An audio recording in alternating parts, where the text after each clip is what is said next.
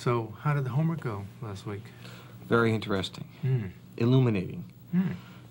I'll give you an example. All right. A woman at work, I've been working with her every day for the last 9 months. Every transaction I make is filed through her. I know the woman.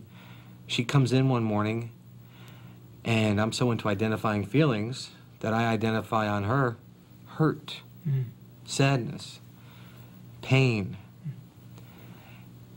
It turns out that the night before, her son gets involved in some incident with the police. He's brought into jail. They don't know what's going to happen. She's confused. She's sad. And when I hear this, I say to myself, that's what I identified. Yeah. Well, I don't know why you'd be surprised, though. I mean, it seems like step by step you've been building these skills and learning to identify emotions and now picking them out very clearly in other people. And when I do that, it gets me thinking. I mean, I see this woman, and I see her sadness, and then I start to think, what about Caroline? What is she feeling sometimes? And I look at her, and I think, how does she feel if she's all excited about a baby, and I'm me, I'm what I am, and I'm not feeling anything.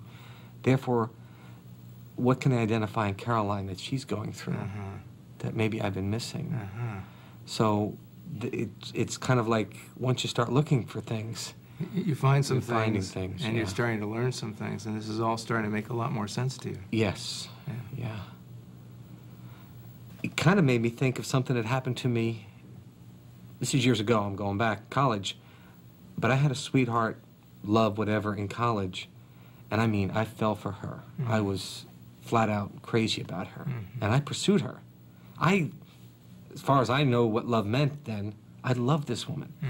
And we talked about marriage. We were very close. And she would say, but I wasn't communicating, that I wasn't, and I never quite got what she was talking about. But I look at it in the context of in my marriage now, and I see parallels. I see that I'm there, I'm with her, I love her, and yet she's missing something. I'm not, or I'm missing something that somehow I'm not communicating, and I'm not sure, not only am I not sure if I'm communicating, I'm not quite sure what Greta back in college wanted, nor do I really know what I'm supposed to communicate to Caroline, but I get the sadness in Caroline sometimes that wasn't a whole lot different from what I'm identifying. I mean, it's a little confusing, except... Well, are you confused about what women seem to want from you? Is that totally, completely. Greta left me because I wasn't giving her what she wanted. I didn't know what she wanted in the first place. Now, here's Caroline. She wanted some vague thing called communication, and you probably thought you were communicating. I thought. I mean, I feel close. When did you feel most connected to her? When we made love. I mean, and I don't mean, I'm not saying I feel just totally connected to her physically. I feel close. Closest to Caroline and closest to Greta, for that matter, in the physical act of love. I almost feel like there's a soul or a heart-to-heart connection in that physical act that somehow is missing for Caroline when we're communicating. It's not as strong. I don't feel it, and I think what I'm seeing now is I see a sadness in her that's not there when we're not in bed. So, you know, I can't just rip her clothes off and make love on the spot, because she doesn't want that anyway. She wants something else, and that's what you're puzzling about, and just what is that? And I think what it is, and I think that, you know, in some ways, this is not just unique to you, Raymond. I mean, I think a lot of men are struggling with this these days, that what women seem to want more from men is for us to be able to share with them verbally what's going on in our lives, what's going on in our hearts, to kind of express some of those emotions that we're feeling that they can so easily express to us. And they're not going to think I'm a weakling, because I mean, in a woman, that's what they do. They talk about, I'm feeling this, I'm feeling that. If I do that, I mean, Caroline sees me as the strong man of the house. And you are. So why do I want to start telling her I'm not so strong? I see. So that's your fear, that you know, she depends on you. And if you were to sort of reveal your worries or your fears or whatever it is, maybe, you know, she would worry that you're not strong enough to carry the burden? Is that what? That, begin to doubt whether she made a good choice as a husband. If this guy is, can't handle his emotions, can't keep himself. But, so I don't know, is that what she's asking me to do? Well, you know, I can understand your fear about it, because I think, you know, that's sort of what we've learned to believe, that, you know, we're supposed to be stoic and trustworthy and reliable and strong and carry the burdens, which I think you do very well. And I also think that because of our lack of familiarity with emotions, you know, we don't make a lot of distinctions. You know, I mean, there's a big difference between having an emotion and talking about it and being overcome by an emotion. Or for that matter, having an emotion that affects us physically and bypasses our thinking processes. With his developing awareness of emotions in other people, Raymond has become aware of his wife's sadness. The idea of an intimacy based on sharing his emotions makes him worry that he'd be letting his wife down by not appearing to be rock solid.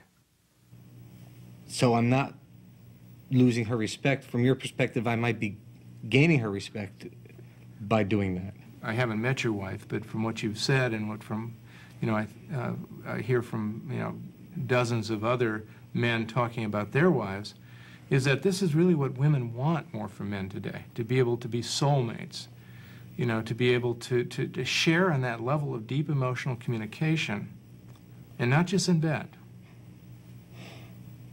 I want to be able to do that because I don't want to lose Caroline. I mean, I'm not talking about a college sweetheart here. I'm talking about my wife. Yeah, I understand. Learning how to do, so, I mean, I want to do that.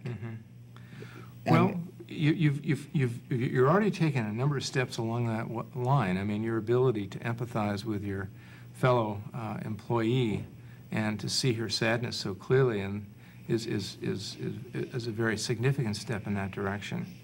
And you know, the next exercise that I'm going to suggest that you do will take you much further in that direction. I'm going to ask you to keep an emotional response log during the next week. Basically, I'd like you to get some 3x5 cards, Raymond, that you can kind of just carry in your shirt pocket.